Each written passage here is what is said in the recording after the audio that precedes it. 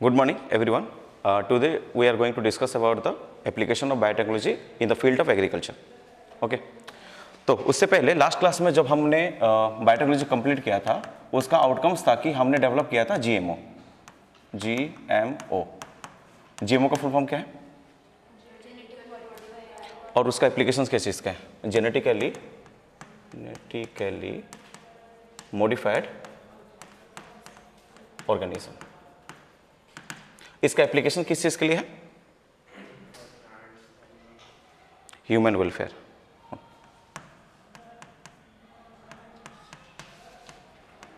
Human welfare.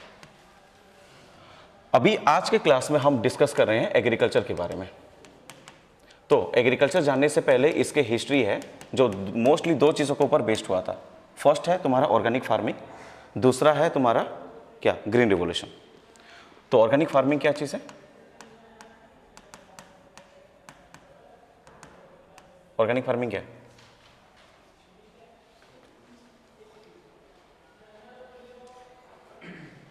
Organic farming क्या चीज़ है? सबसे सिंपल अगर यूज़ करोगे तो नो यूज़ ऑफ केमिकल्स। एक ही भाषा में ख़त्म। क्या हो रही है? No use of chemicals. Chemicals में कौन कौन आते हैं?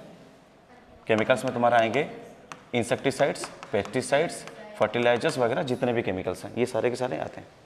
देखो, ऑर्गेनिक फार्मिंग एक नया टर्म हमको अभी लगता है, लेकिन ऑर्गेनिक फार्मिंग एक नया टर्म कभी नहीं है। ऑर्गेनिक फार्मिंग पहले होता था, बीच में बंद हुआ, फिर से अभी रिसेंटली फिर से स्टार्ट हुआ। ऑर्गेनिक फार्मिंग स्टार्टिंग में था, बट हमने बीच में प्रोडक्शन के चक्कर में इस ऑर्गेनिक फार्मिंग के इस वाले फेज में हमने ऑर्गेनिक फार्मिंग यूज़ किया ही नहीं है। हमने इस समय क्या किया है? बस फर्टिलाइजर्स पे ध्यान दिया है, जो कि बाद में जाके इशू क्रिएट किया है कहाँ पे? ह्यूमन हेल्थ में। और फिर अभी बात में हम आके फिर से ऑर्गेनिक फार्मिंग के ऊपर फिर से ध्यान दे रहे हैं। इसका रीज़न आएगा अभी। तो 1947 क्या हुआ था? इंडिया का आज़ादी हुआ था।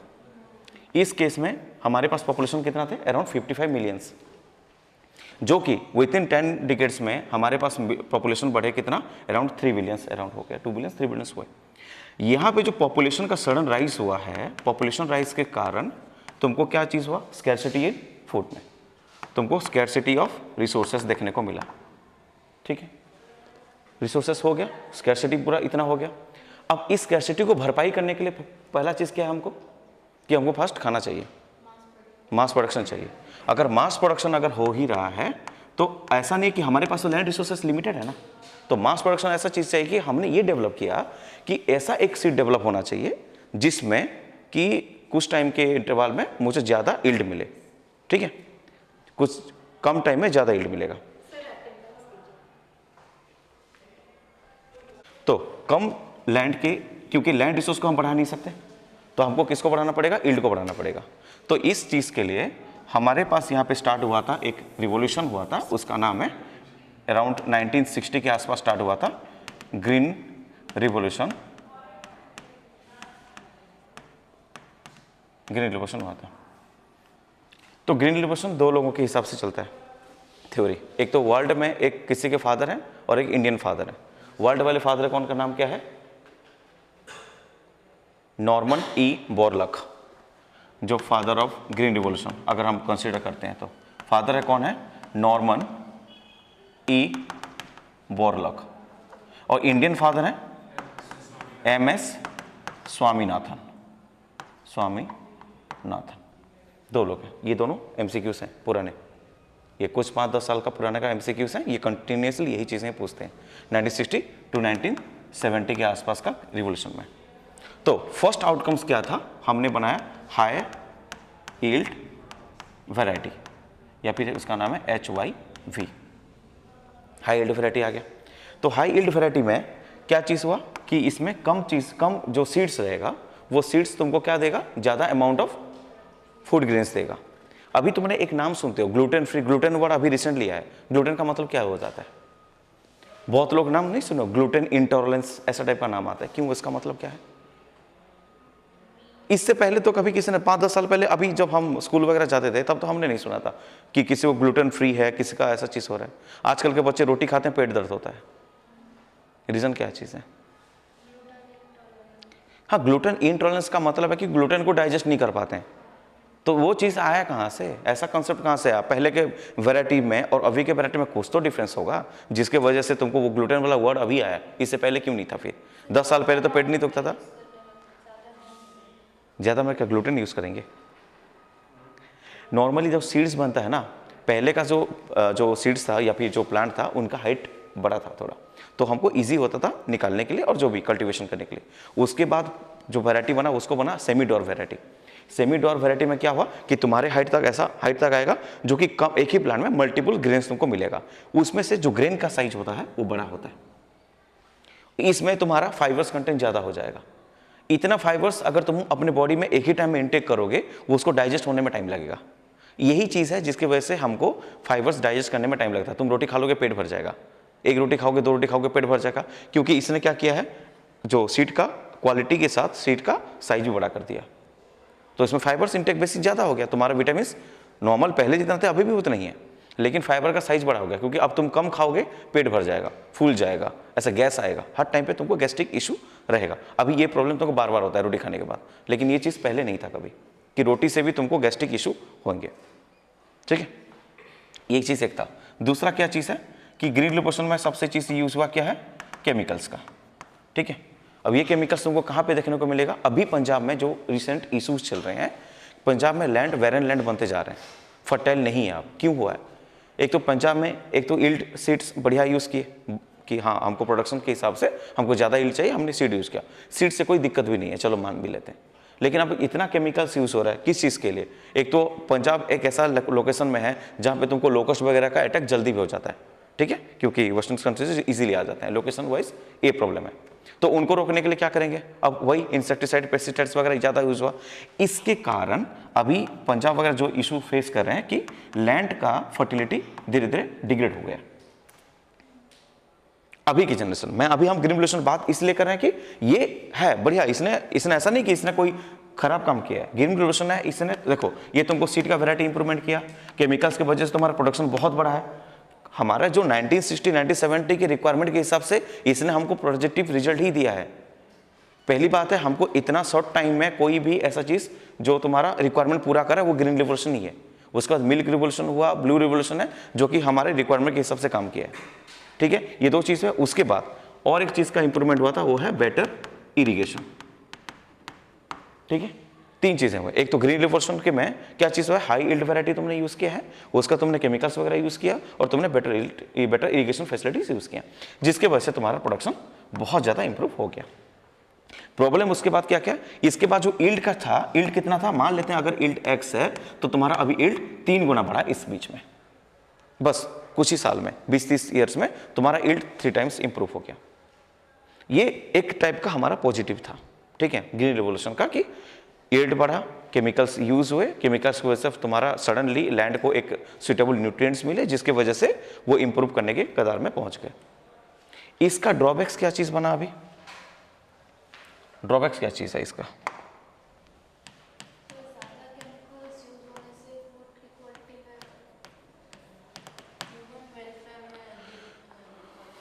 फर्स्ट जो प्रॉब्लम तुमको देखने को मिला है वो है सॉइल में, सॉइल का फर्टिलिटी कम हो गया। सेकंड पॉइंट क्या हो सकता है, फूड चेन और फूड वेव डिस्ट्रॉय हो गया। फूड चेन हो गया या फिर फूड वेव हो गया, ये डिस्ट्रॉय हो गया। सोच के देखो, अभी अगर एक लैंड में मैंने केमिकल्स ज़्यादा यूज़ किया तो उसके जो नेटिव ऑर्गेनिजम्स हैं वो मर गए।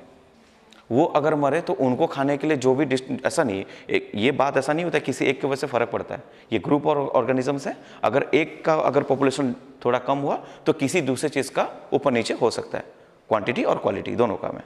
थर्ड है, एक वर्ड होगा यूज़ होगा, उसका नाम है बायो मैग्निफिकेशन।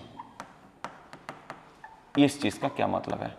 ये बायो मैग्निफिकेशन हुआ, ये इंपॉर्टेंट टर्म है बायो मैग्निफिकेशन। क्या चीज़ होगा?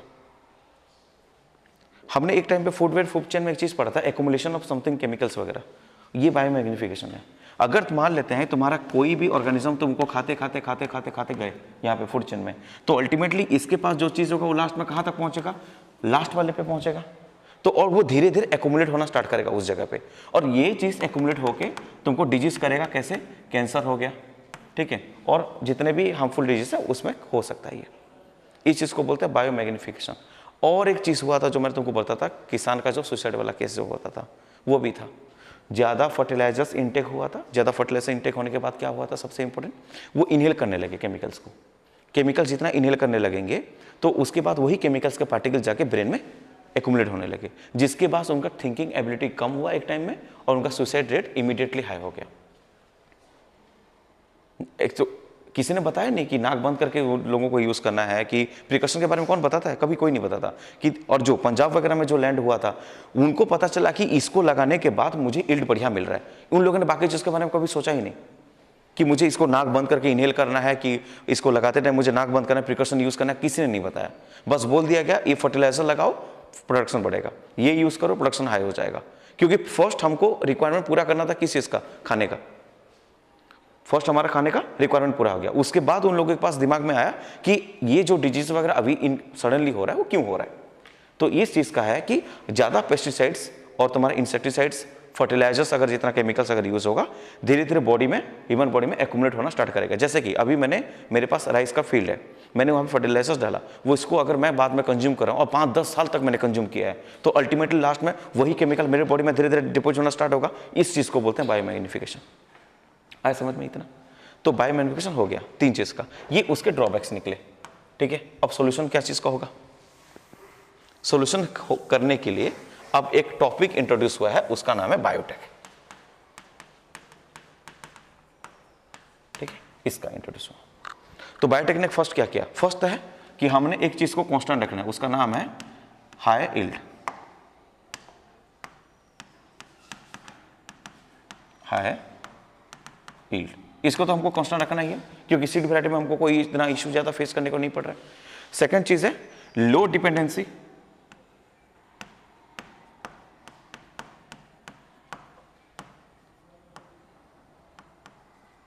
क्या हो रहा है?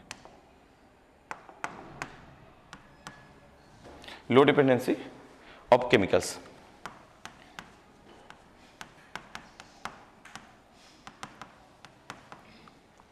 और क्या चीज हो सकता है? डिपेंडेंसी कम होना चाहिए, उसके बाद मिनरल्स का यूज होना चाहिए, इफेक्टिव यूज, और किस चीज का क्या होना चाहिए?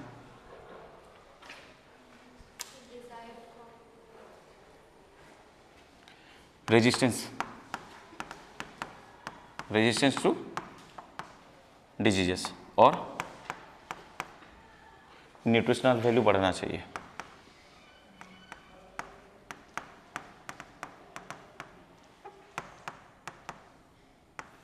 इतना चीज।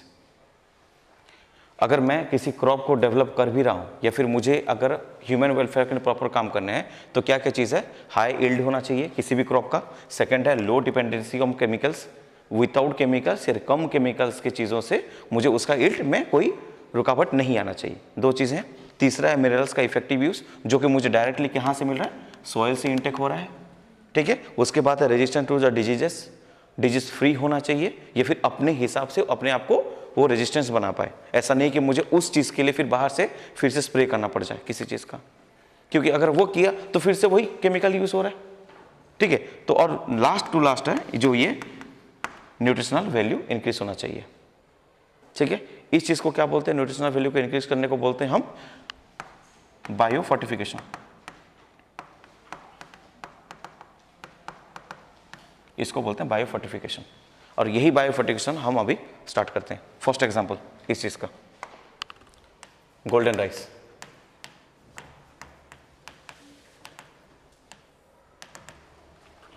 ओके, फर्स्ट है गोल्डन राइस। क्या क्या? विटामिन ए, हाँ। आया कहाँ से? यहाँ ये कहीं ना कहीं पे तो कुछ कॉन्सेप्ट डेवलप किया होगा ना, ठीक है। तो मुझे यहाँ पे vitamin A enriched food develop करना है, ये कॉन्सेप्ट है मेरा, ठीक है। क्यों? एक प्रॉब्लम उस टाइम पे सबसे ज़्यादा देखने को मिला था, वो है नाइट ब्लाइंडनेस, या फिर उसको क्या बोलते हैं, निक्टोलोपिया, ठीक है। ये चीज़ कंटिन्यूसली एक लंबे टाइम तक वहाँ पे रहा। अब हर एक इंडिविजुअल को आइडेंटिफाई करके उसको ट्रीट करना सब इस डिफिकल्ट है, तो हम ऐसा कुछ चीज़ बनाते हैं जिसको इनटेक करने के बाद एक मास लेवल में उस चीज़ का क्योर मिल पाए, ठीक है। तो इसका डेवलप किया था किसने? Peter Beyer and Ingo पोट्रिकस।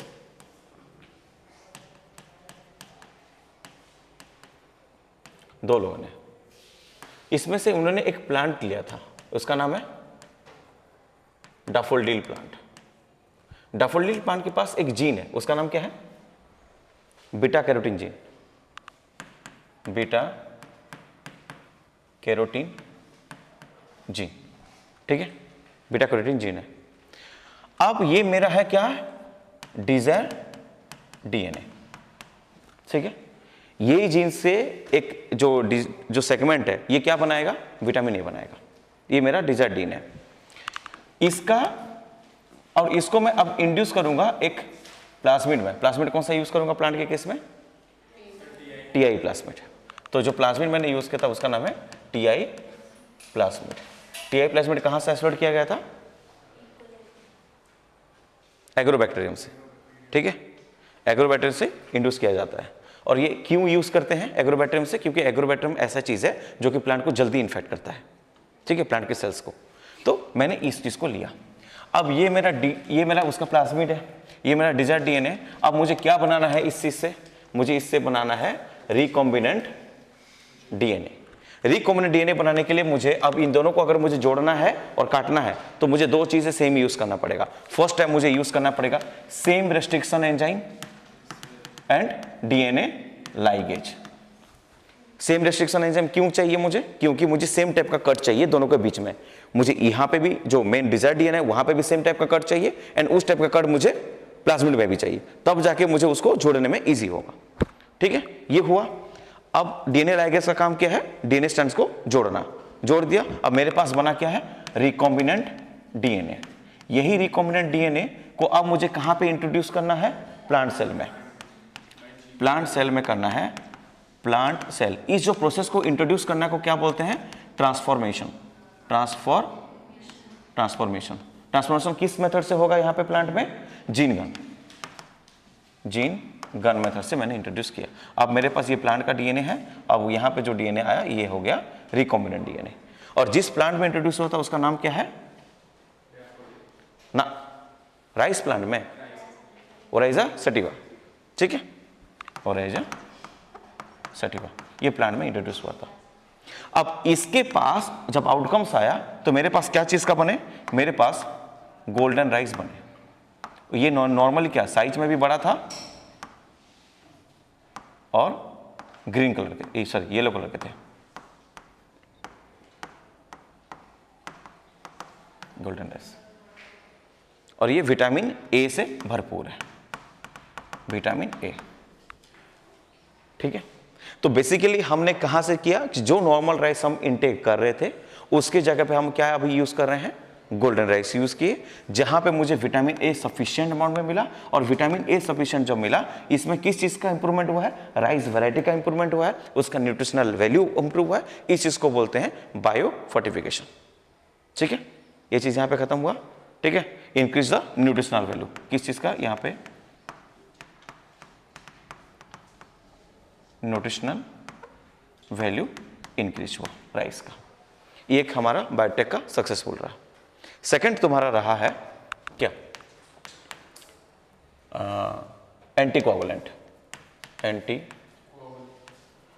Anticoagulant, ठीक है, इसका नाम है हिरुडीन। हाँ, एंटीकोआगुलेंट का मतलब क्या चीज है? जो ब्लड को क्लॉट होने से बचाता है, ठीक है। एंटीकोआगुलेंट कोआगुलेट होने से बचाएगा ब्लड को। ये मिलता कहां पे है? नॉर्मली लीच में, ठीक है, ठीक है, लीच में मिला। इसको हम अभी यूज कैसे करेंगे फिर? ये मेरा डिजाइडीन है, ठीक है। अब इसके डिजाइडीन को मैं लाता हूं फिर, जो डिजाइडीन है इसको फिर से मुझे इंट्रोड्यूस करना पड़ेगा कहां पे, प्लाज्मिड में। प्लाज्मिड का नाम क्या है, वही फिर टीआई प्लाज्मिड है। अब वही same restriction enzyme and same DNA ligase. अब उसको मैंने जोड़ दिया, जोड़ने के बाद मेरा बना क्या है, रिकॉम्बिनेंट डीएनए। अब इसको मुझे प्लांट सेल में डालना है।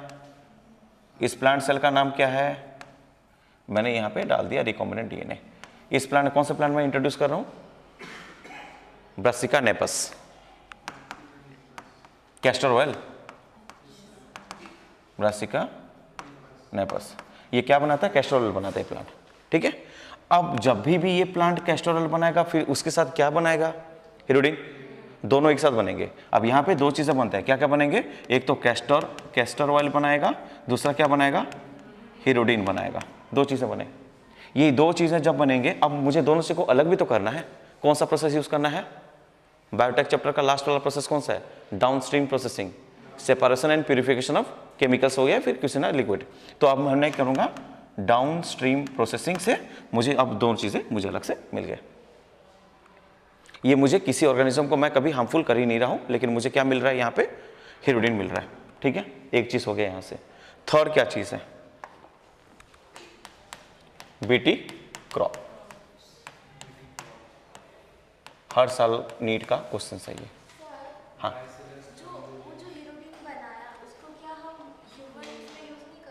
ह्यूमन्स में क्यों यूज करेंगे, जब ब्लड तुम्हारा सैंपल लिया जाता है उससे पहले एक टेस्ट ट्यूब में कुछ लिक्विड भी डालते हैं, कभी देखे हो, क्योंकि तुमको तुम्हारा रिपोर्ट तो जल्दी ले लिया। मैंने बोला कि तुम अभी ब्लड सैंपल दे के जाओ, और फिर बोलते हैं आधे घंटे के बाद कि 2 घंटे के बाद कि मान लो इवनिंग में आके रिपोर्ट लेके जाना। वो जब रिपोर्ट, जब ब्लड लिया जाता है उसके बाद क्या करते हैं, फिर इमीडिएटली टेस्ट कर लेते हैं, नहीं करते हैं, कुछ टाइम तक रखेंगे, क्योंकि इससे ब्लड का क्वालिटी में भी पता चलता है, ठीक है। तो अब उसमें पहले से ही एंटीकोआगुलेंट रहता है वहाँ पे ट्यूब में। अब जब ब्लड सैंपल लिया जाता है तब उसको सिरिंज में डाल देते हैं, क्योंकि ब्लड अब क्लॉट नहीं होगा, नहीं तो टेस्ट करेंगे कैसे फिर। ये ह्यूमन एप्लीकेशन है। अगर ऐसा नहीं होता तो हर बार मैं पहले लीच पकड़ने जाऊंगा, उससे फिर मुझे निकालना पड़ेगा, फिर जाके यूज करूंगा। तो इसका एप्लीकेशन वहां पे है। प्लांट में क्यों यूज होगा, प्लांट से मैं प्लांट से आइसोलेट कर रहा हूं, प्लांट से यूज नहीं है। मैं अगर ऐसे कभी इंसेक्ट कोई भी चीज ऐसे डाल रहा हूं जहां पे तुम अगर रेप्लिकेट होगी, तुमसे अगर कोई बॉडी चीज प्रोड्यूस हो रहा है तो वो चीज भी तुमसे रेप्लिकेट होकर बाहर निकलेगा, उसको मुझे तुम्हारे बॉडी से प्यूरिफाई करके वापस से फिर से यूज करना है। तो ये काम है प्लांट का, मतलब ही है। क्योंकि एक प्लांट क्या बना रहा है, तुम्हारे पास ऑयल्स आ रहे हैं, ऑयल्स में वो चीज हिरोडिन भी रहेगा, अब उसको फोर्टिफाई कर यहाँ पे क्या सेपरेशन करेंगे तो कैस्टरॉल निकला, मुझे वो लिक्विड का लिक्विड आइसोलेट हो गया, ये चीज है, ठीक है। सेकंड आ गया तुम्हारा, थर्ड आएगा बीटी क्रॉप। बीटी क्रॉप में बीटी का फुल फॉर्म क्या चीज है, बैसिलस thuringiensis, ठीक है, बैसिलस thuringiensis। ओके, इसका एप्लीकेशंस कहां पे है, इट इज ए पेस्ट रेजिस्टेंसीज है, ठीक है, मोस्टली पेस्ट रेजिस्टेंसीज है। तो इसका जो नॉर्मली, अब अगर मैं बात करूं, ये मेरे पास क्या है, लीव्स है, और यहां पे तुम्हारे ये बैक्टीरिया है। ओह, अभी ग्रीन हो गया, नहीं, ये बैक्टीरिया ऐसा है, ठीक है। अब कोई भी अगर इसको खाने के लिए आ गया, ठीक है, अब ये जब इसको इंटेक करेगा, इसके साथ क्या भी इंटेक कर रहा है, बैसिलस को भी किसको, हाँ, बैक्टीरिया को इंटेक कर रहा है। तो जब बैक्टीरिया को इंटेक करेगा तो फिर, हाँ, बैक्टीरिया को इंटेक किया, अब बैक्टीरिया, जो बैक्टीरिया अभी कहाँ जाएगा, गट में जाएगा। कौन से गट में जाएगा, मिड गट में जाएगा। मिड गट में अल्कालाइन नेचर है, अल्कालाइन नेचर के वजह से ये जो बैसिलस यहाँ पे था ये इनएक्टिव फॉर्म में था स्टार्टिंग में, अब इसके अल्कालाइन नेचर के साथ वो हो गया एक्टिव। अब एक्टिव होने के बाद ये किसके रिसेप्टर में जाके चिपक जाएगा, मिडगट के रिसेप्टर में जाके चिपक जाएगा, और यहाँ पे क्या बनाएगा, परफोरेशन क्रिएट करेगा, जिसके वजह से इंसेक्ट का डेथ होगा। कैसे, स्टार्वेशन से, काम खत्म, मुझे किसी को पेस्ट देना ही नहीं पड़ेगा। अच्छा, ये मान लेते हैं प्लांट में ऊपर है, तो हम अगर मान लेते हैं उस प्लांट को इंटेक करते तो हमारे में क्यों प्रॉब्लम नहीं क्रिएट करेगा वो, ये क्वेश्चन है क्योंकि हमारा जो पीएच लेवल है वो एसिडिक है, अल्कलाइन नहीं है, तो हमारे इस चीज़ की वजह से ये हमको कोई हार्मफुल क्रिएट नहीं करेंगे, तो हम आराम से यूज़ कर सकते हैं इस चीज़ को। ठीक है, इस चीज़ के लिए हमको क्या क्या लेना पड़ेगा, बीटी का मुझे डीएनए, फिर प्लस कौन सा प्लाज्मिड वगैरह, वही सेम टीआई प्लाज्मिड का लेने के बाद रिकॉम्बिनेंट डीएनए फिर बना, उसको फिर मुझे किसी प्लांट में इंड्यूस करना पड़ेगा। अब नेचुरली वो प्लांट क्या अपने अंदर ही तुमको वो प्रोटीन सीक्रेट करने को देखने को मिलेगा। यहाँ पे तुमको 2 चीज़ और बताता हूँ जो इंपॉर्टेंट है क्वेश्चंस के लिए। मैंने यहाँ पे एक वर्ड लिखा क्रायोजीन और CRY क्रायो प्रोटीन, दोनों में डिफरेंस है कि नहीं है? किस चीज़ का डिफरेंस है? एक तो जीन है, दूसरा प्रोटीन है, उसको छोड़ने के बाद और कोई डिफरेंस है लिखने में? एक में मैंने स्मॉल में लिखा है, दूसरे में मैंने कैपिटल में लिखा है। जब भी जीन का बात होगा तुम हमेशा स्मॉल चीज़ को ही समझना। बहुत सारे जगह पे ये क्वेश्चंस क्रिएट करते हैं 4 मार्क के, ये जो ऑप्शंस वाले पे, ठीक है, या फिर ऐसा लिखा होगा CRY क्रायोजीन, ये गलत है, इस पे नहीं जाना है। जीन हमेशा तुम्हारा CRY जीन होगा, इससे जो प्रोटीन बनेगा कैपिटल CRY, ये तुम्हारा प्रोटीन पे होगा। ठीक है, इसको ध्यान देना है। ठीक है, ये 2 चीज़ों पे ध्यान देना है। हाँ, ये चीज़ों पे ध्यान देना, ये हमेशा तुमको कंफ्यूज करने के लिए क्रिएट किया जा सकता है। और दूसरा बात है, ये जो जीन्स होते हैं जो कि ऐसा काम करते हैं, ये बहुत ही वेरी स्पेसिफिक होते हैं। कौन सा? इंसेक्ट स्पेसिफिक होते हैं। पर्टिकुलरली उस इंसेक्ट के लिए मुझे एक क्रायोप्रोटीन अलग से यूज़ करना पड़ेगा, दूसरे किसी के लिए दूसरा क्रायोप्रोटीन यूज़ करना पड़ेगा। उसका नाम किस हिसाब से? कॉटन बॉलवर्म में क्या यूज़ करता हूँ मैं? कॉटन बॉलवर्म में मैं क्या यूज़ करूँगा? Cryo 1 AB। कौन सा? Cryo 1 AC and AB, cryo 1 AC and cryo 2 AB, और कॉटन बोरन में क्या है? Cryo 1 AB। ये मुझे 2 इंसेक्ट स्पेसिफिक मुझे जीन्स यूज करने हैं। ठीक है, हो गया।